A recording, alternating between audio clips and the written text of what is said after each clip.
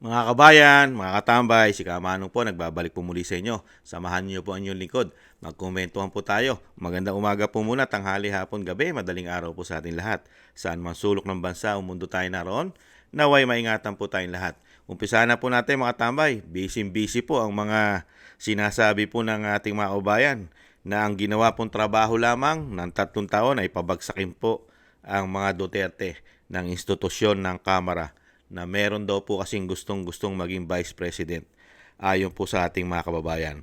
Ito po, pinag-usapan po ng TRICOM ang mga sinasabi pong fake news mga tambay. At dito po, napakarami po nila kinumbida rito, pati po ang Meta, ang Facebook po ay kinumbida rin po nila at pinagpaliwanag po mga tambay at ginisa rin po sa Kamara. At ito po, lalong-lalo po ito, isa pong si Pebbles Cunanan ay talagang tahasan pong sinabi po na si Harry Roque daw po ang utak ng pagpapakalat daw po ng video na pulburon ni Pangulong Marcos. Pakinggan po natin mga tambay at komentuhan po natin. Pa rin binanggit dito sa iyong affidavit, yung may rally sa Vancouver, Canada. Dito po yata, inirelease officially, yung photo na pinag-usapan ninyo doon sa Hong Kong may rally. Yes po, Mr. Chair.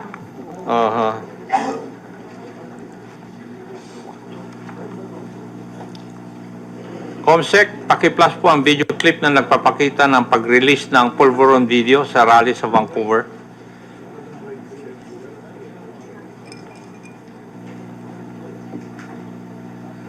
Yan ba'y epekto ng pulburon? Kailangan sumagot siya ng tama, lalong-lalo na mukhang mailalabas na ang pulburon video. Thank you. Pebbles, nandun ka ba sa rally sa Vancouver? Wala po, Mr. Chair. Paano mo, kung wala ka po doon, paano mo nalaman ito? Naka-live po yan, Mr. Chair. Nag-live po sila dyan. May nag-abiso sa'yo na magla-live sila? Wala po, Mr. Chair. Pero kasi, pag binuksan niyo po yung social media, yung Facebook, yan po yung trending. Yun ang trending.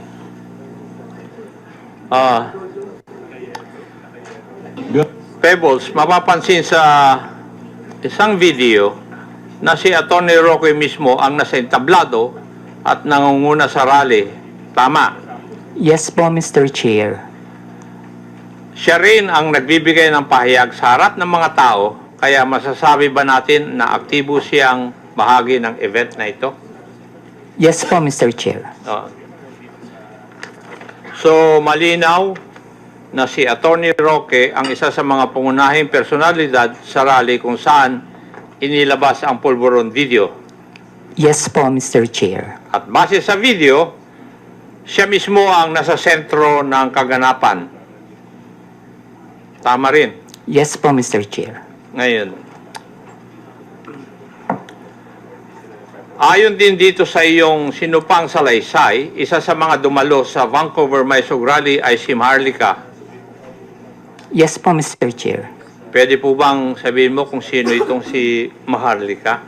Si Maharlika po yung isang vlogger niya taga-US. Taga-US. Ayon din dito sa iyong salaysay, parang alam na ni Maharlika ang nilalaman ng video bago pa ito may sa publiko. Bakit po ninyo nasabi ito? Paulit po, Mr. Chair. Ayon dito sa iyong salaysay din, parang alam ni Maharlika ang nilalaman ng video bago pa man ito may sa publiko. Yes po, Mr. Chair. Ano po ang basehan ninyo? Kasi noon pa po niya sinasabi na may video. Okay. Ayon sa iyong affidavit, sinabi mong nagpadala sa iyo ng mensahe si Maharlika bago pa man lumabas sa video na tinaguri ang pulveron video. Tama rin po ba?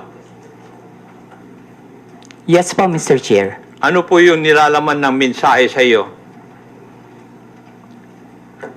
Na may video po at naka-green na damit si PBBM. Okay. At sinabi mo rin sa iyong affidavit, hinikayat ka ni Maharlika, nasakyan mo ang ilalabas na video.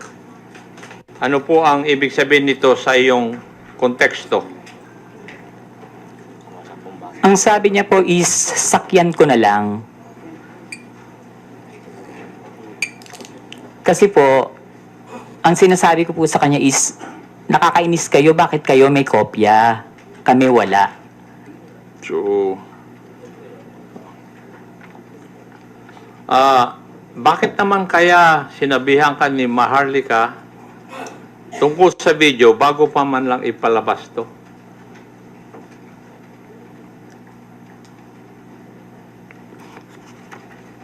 Hindi ko po alam, Mr. Chair.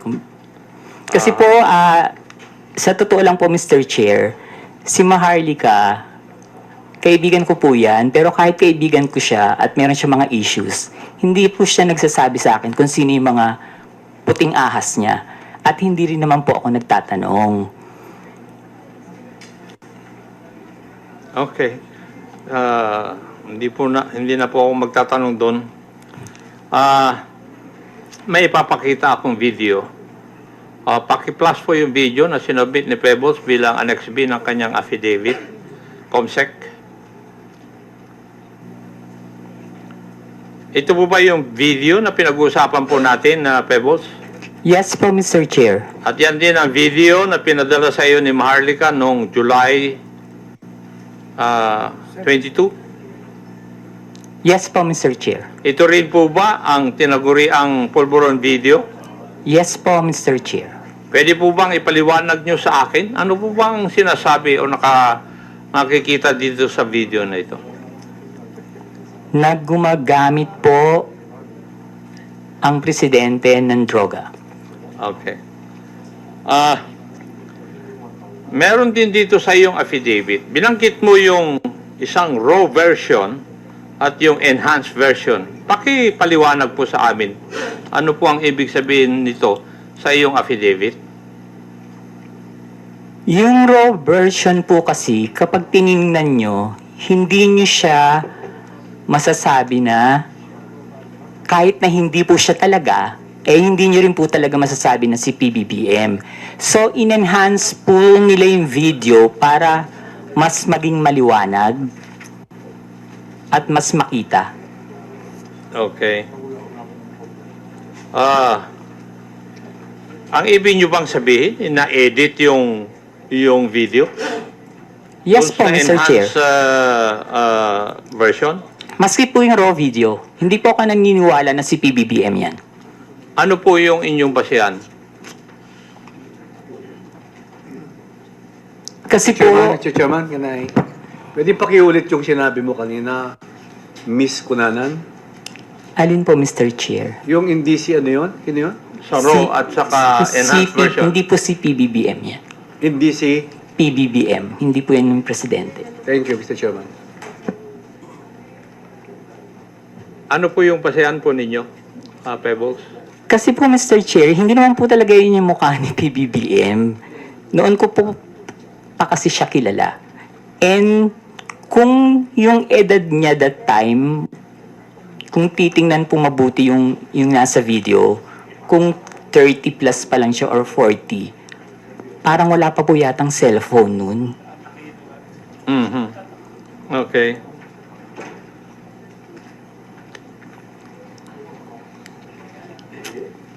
So, sa tingin mo, Pebbles, merong sinadyang alteration sa video upang manipulahin at ang itsura ng taong nasa eksena. Yes po, Mr. Chair. Ayun. Ibig sabihin, lumalabas na planado ang pagpapakalat ng video para makapanira kay PBBM. Tama po. Yes po, Mr. Chair. At ayon sa iyo, si Harry Roque ang may pakanan dito. Yes po, Mr. Chair. Pero hindi hindi lamang si Attorney Roque ang high official na nasa meeting na yun. Tama po ba? Yung sa Hong Kong po, Mr. Chair, Yes. politician po ba?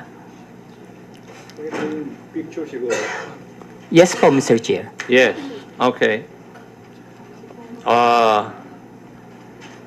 Huling katanungan, Pebbles. At sana masagot mo ito. Bakit ka nagsasalita ngayon at bakit ka pumirma ng isang affidavit Para itama po ang mali. para itama?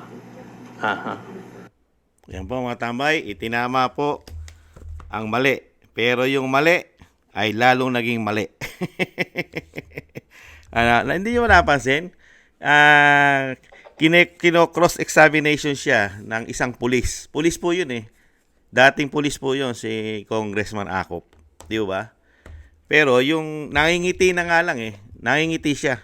Dahil una-una, yung mga tanong at sagot, talagang pag kin-cross-examination mo, ay nagsisinungaling. Napakarami pong sablay. Una-una, wala naman siya rin sa event. Wala po siya sa Vancouver, Canada. At siya po ay bumasi lang sa Facebook. At doon sa sinasabi niya na minessage siya ni Maharlika. At pinagbintangan niya na ang Harry Roque na sila ang nagpakalat ng video. Mga kabayan, di po ba? Yung video kumalat, sabihin na natin na galing po kay Maharlika at kay Harry Roque yung video. Masasabi po ba ni Pebbles, Kunana na yung video po ay hindi totoo? Mga kabayan, na hindi po gumagamit ng droga ang Pangulo. At ano pa ang sabi pa ni Pebbles, mga tama, yun doon ako natawa eh. Dahil daw po yung panahon daw po na yung pinalabas po sa kamera, yung video ng Pangulo na gumagamit ng pulburon, ay hindi raw niya po matitiis o sinasabi na yung Pangulo ay hindi siya yon. Hindi raw po yon. Sigurado daw po siya na hindi ang Pangulo yon. Dahil daw po kilala niya ang Pangulo. At isa pa, ang talagang pinagpipilitan niya dahil noong mga panahon daw po noon, ang edad ng Pangulo ay nasa 40 plus pa lang. Mga kabayan, o sinasabing 40 plus. Wala pa raw pong cellphone noon at walang camera na cellphone. Bakit yun ay nakuhanan? Hindi po ba ito yung nagsisinungaling, mga kabayan? Kahit sabihin mo walang cellphone noong mga panahon na yon, at may cellphone man ay wala pang camera na pwedeng kunan ang isang Pangulo na gumagamit ng pulburon noong that time na yon. Cellphone lang po ba ang pwedeng gamitin pangkuha ng video? Di po ba? Kahit sabihin mo pang hindi lumalabas ang mga technology na cellphone na gamit natin ngayon. Ano po ba meron ng mga panahon na yon? Di po ba may mga video cam?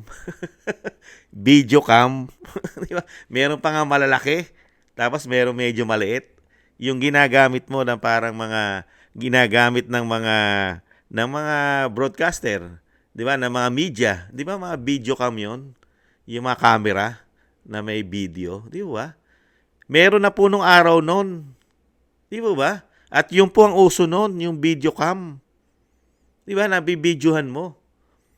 Mga kabayan, at hindi pa nga uso ang mga technology cellphone noon. Wala pa yung mga Apple na yan, di ba? Yung mga Samsung na yan.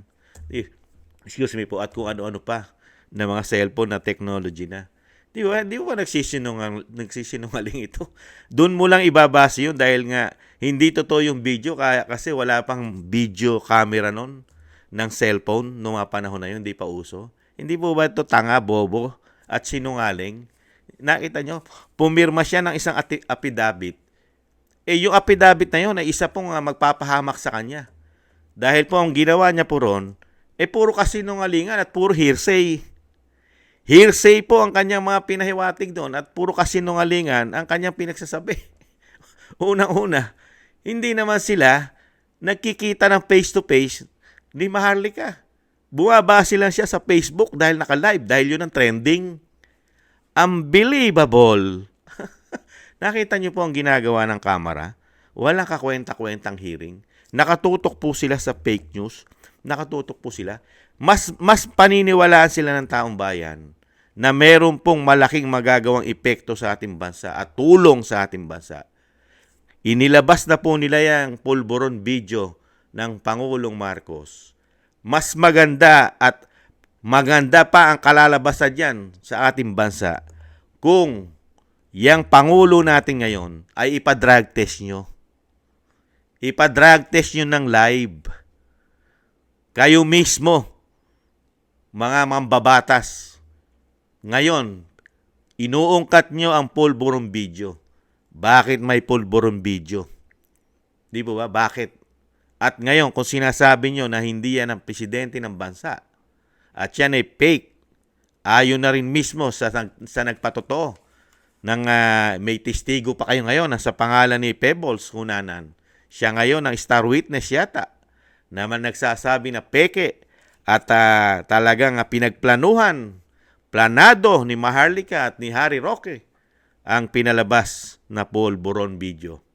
Kung yan po ay talagang peke at hindi totoo, yung video na yan at hindi gumagamit ng droga ang Pangulo, bakit hindi po natin ipa-drug test, mga congressman? At ngayon, pag napatunayang hindi gumagamit ng droga ang presidente, ipatawag nyo lahat ang nagpakalat niyan at kasuhan para makulong dahil paninirang puri sa Pangulo ng bansa. Di po ba yun ang tama? Ipa-drug test na ora mismo ang Pangulo para lumabas na ang katotohanan. Follicle hair drug test at sa dugo at sa ihi, lahat ng klase ng drug test gawin.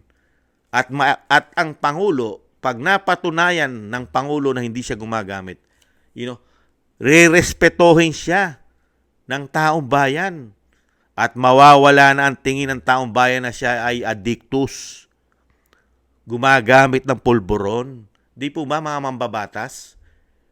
Di po ba?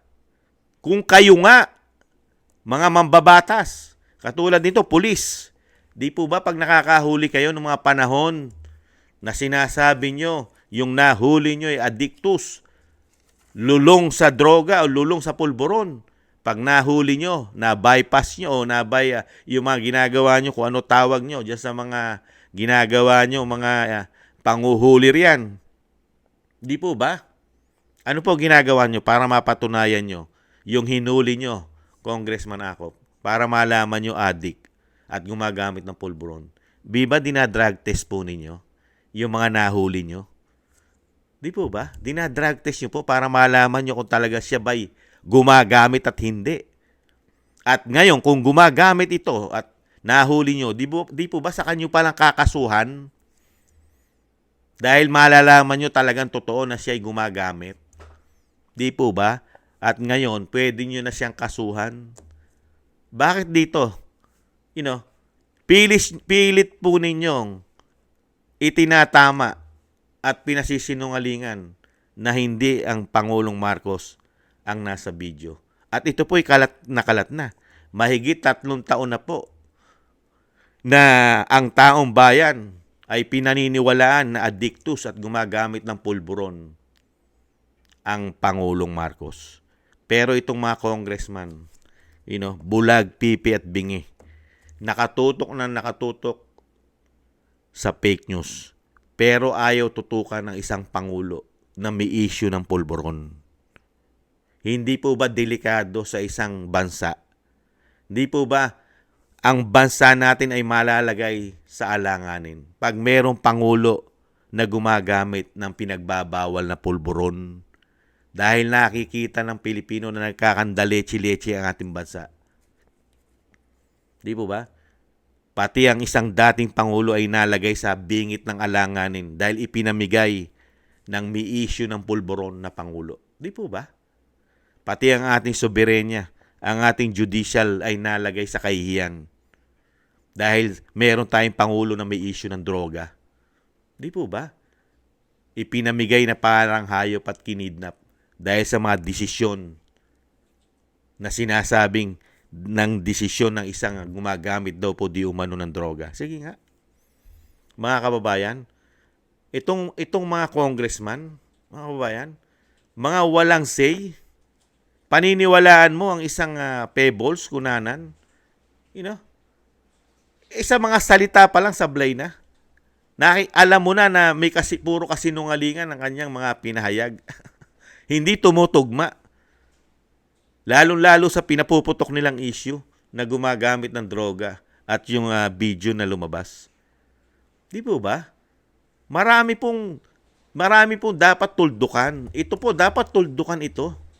Tuldukan na po itong issue na ito ng pulburon. Ipa-drug test na po ang Pangulo. Kung yung mga driver nga, mag-hired ka, isang congressman, kukuha ka ng driver mo. Di po ba pinada-drug test mo pa yung driver mo para alam mo na malinis siya sa droga? Di po ba? Mag-apply ka ng lisensya, kailangan mo magpa-drug test. Mag-apply ka ng trabaho, kailangan mo magpa-drug test. Di ba? Mag-abroad ka. Magtrabaho ka sa labas ng bansa, kailangan mo magpa-drug test. Lahat po ay ginagawa ng normal na Pilipino. Nagpapa-drug test kami. Bakit pagdating sa Pangulo, exempted sa drug test, samantalang Pangulo siya ng bansa? Bansa ang hinahawakan mo.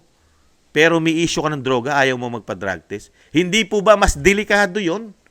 Kung yung mga driver, security guard, nagpapa-drug test, maliit na porsyento lang po ang hinahawakan nilang paglilingkod. Katulad ng security guard. Yung mismong pinagtatrabahuhan niya lang kumpanya ang kanyang obligasyon. Samantalang ang Pangulo, obligasyon mo ang buong Pilipinas. Hindi ka man lang pwede i-drug test. Tapos ngayon, palalabasin nyo sa publiko na lahat na nagpalabas at nagpakalat ng video ng Pangulo ay fake news, hindi totoo. Maniniwala po ba ang mga Pilipino? Hindi naman po, bobo, tanga na ang mga Pilipino ngayon, gago. Dahil may technology na po tayo ngayon. Ipa-drug test nyo ang Pangulo, ora mismo, saka pa lang po, malalaman at sasabihin ng mga Pilipino, pagka ang lumabas ay negative, dyan po, sasang-ayon ng mga Pilipino kay Pebbles Kunanan. Maniniwala ang mga Pilipino kay Pebbles Kunanan na hindi yan ang Pangulo at hindi gumagamit ng droga o pulburon ng Pangulo. Ipa-drug test nyo po. Ora mismo nang malaman ng taong bayan kung gumagamit ba o hindi ng pulburon.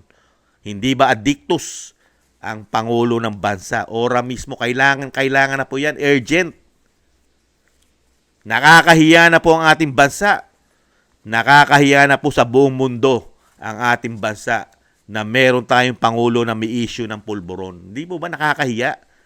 Nakakahiya na nga nangyayari sa ating bansa. Laganap na korupsyon, pamumulitika, dinagdagan pa ng pagtitrador at paghuhudas sa ating soberenya at sa ating judicial at pagtataksil sa bayan. Pinagkalulo ang isang dating Pangulo at isang Pilipino na ipamigay sa puti o sa banyaga. Di po ba sobrang kahiya na yan? Lalo itong issue ng droga. Hanggat hindi po pinapadrug test ang Pangulong Marcos, wala pong maniniwala sa inyo mga congressman. Kahit ano po ang gawin nyong investigasyon, lalo dyan sa TRICOM, kung sino-sino po pinatatawag nyo dyan. Pati Meta, Facebook, ginigisan nyo dyan dahil sa issue ng fake news. Magiging fake news lang po yan. Lalong-lalo yung pinalabas nyo na yan na video ng Pangulo. Magiging fake news lang po yan at magiging totoo kayo mga congressman kung yan po ay magiging negative sa drug test. Ipa-drug test nyo po muna. Bakit? Hindi nyo kayang gawin? Takot po ba kayo sa Pangulo? Bakit pagdating sa Vice President at sa dating Pangulong Duterte, ang tatapang nyo? Bakit pagdating sa Pangulo, mga congressman, mga bahag at wala kayong mga yagballs? Bakit po nawawala yata ang yagballs nyo? Pagdating sa Pangulo, hindi nyo mapadrug test. Bakit sa pagpapabagsak sa mga Duterte kahit tatapang nyo? Bakit kaya? Bakit kaya? Ano kaya dahilan? congressman, lalong-lalo po kay Congressman Acop. Pagdating po sa mga Duterte, sa Vice President, ay kahit tatapang nyo pong ipolitika, di umano. Pero pagdating sa Pangulo ng Bansa, merong video na kumakalat na gumagamit ng pulburon. Bakit po kayo mga duwag? Wala po naglalakas loob sa inyo na ipadrag test na ang Pangulo ng Bansa. Ano po masasabi niyo mga kabayan? Napakarami po yan. Pero ang taong bayan, gising na po. Hindi na po yan pinagkakatiwalaan ng mga congressman. Lalong-lalo po 19 Congress. Napakarami na po dyan na sinusuka. Hindi naman po lahat ng congressman. Pero majority po ng 19 Congress ay isinusuka na po di umano ng mga Pilipino at ayaw na po nilang makita sa 20 Congress. Dahil nga po sa mga natuklasan po sa institusyon ng Kamara at Senado, ang ginawa po nila sa ating kapirahan ayon na mismo sa dating Pangulong Duterte na pinaka-worst corrupt na institusyon, pinaka-bulok, pinaka-corrupt, at ayon na rin sa Vice President, 2 tao lang kumukontrol ng pera ng bansa at napakaraming korupsyon ang ginawa, lalong-lalo na nung 2 tao na yon nung siya po ay sekretary pa ng DepEd, mga kababayan. At ang isa pang pinakamabigat, walang public hearing daw po ang mga budget niyan. Sa BICAM lang daw po nagkakatapos na. At ano pa, exempted po sila mga kababayan. Wala po sila. Yung kanilang MOOE at extraordinary expenses ay liquidation by certification lang daw po. Ayon kay Ms. Sas Sasot Rogandos. Natuklasan po ni Sas yan. At hindi po sila allowed dahil meron silang special rules na ginawa po ni dating Senador Ping Lacson. At ang isa pang pinakamabigat, itong institusyon na ito ay pwedeng mag-impeach ng Pangulo at Vice President. At pwedeng mag-impeach po ng Korte Suprema ng Chief Justice at kung ano-ano pang mga ahensya ng gobyerno.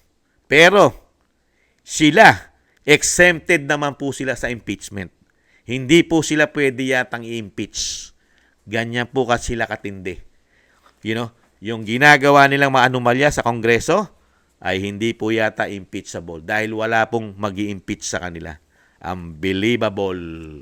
Kaya dito po sa ginagawa po nila sa Kongreso, mga kabayan, puro pag-aaksaya lang po ng pera ng bayan. Hindi po ito nakakatulong sa problema ng ating bansa, kahirapan, kawalan ng trabaho, at laganap na korupsyon, laganap na droga, laganap na krimen, at lumalakas na naman CPP and PNDF. Hindi po makakatulong ito mga hearing na ito.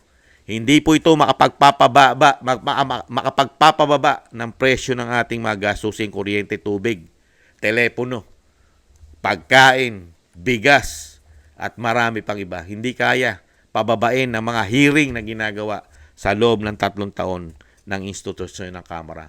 Nakakahiya, mga kababayan. Dinadaan lang po tayo sa grabing pamumulitika, pagpapabagsak yata sa mga Duterte. Unbelievable. Ipa-drug test nyo na kasi nang matapos na po. Matapos na po ang lahat, ipa-drug test nyo na. Ipa-drug test nyo na. Yan po ang dapat nyong gawin. Ipa-drug test nyo na nang maniwala sa inyo ang taong bayan na wala kayong kinikilingan pag may issue ang Pangulo, may issue ang mga politiko, at ito po'y usaping bayan. Dapat po ito tinutuldukan dahil usaping bayan po ito. Ang pinagtatrabahuhan nyo po ay taong bayan. Ang nagpapasweldo sa inyo ay taong bayan. Ang gusto ng taong bayan ay ipa-drug test na. Pero ayaw nyo po sundin ng taong bayan. Bakit po kaya? Dahil meron po ba kayong pinagtatakpan, mga congressman? Nagtatanong lang po si Kamanong. Bago po tayo magtapos, shoutout po muna. Maraming salamat po sa mga mga biyaya at gusto po sa inyong maliit na tambayang makabayan. Thank you po sa mga biyaya. Kingston, 123 ng Hong Kong. Gina Ray, Solid DDS ng Berlin, Germany. Jake Yahut ng California, USA. Jasmine Channel. Telma Pasao, Dan Rivero ng Anchorage, Alaska. Bon Rosales ng France. John Sarip ng Amsterdam, Holland. Chona Banks ng Milwaukee, Wisconsin, USA. Julieta Silona ng Sydney, Australia. Ma'am LB Sermani ng North Miami, USA, Florida.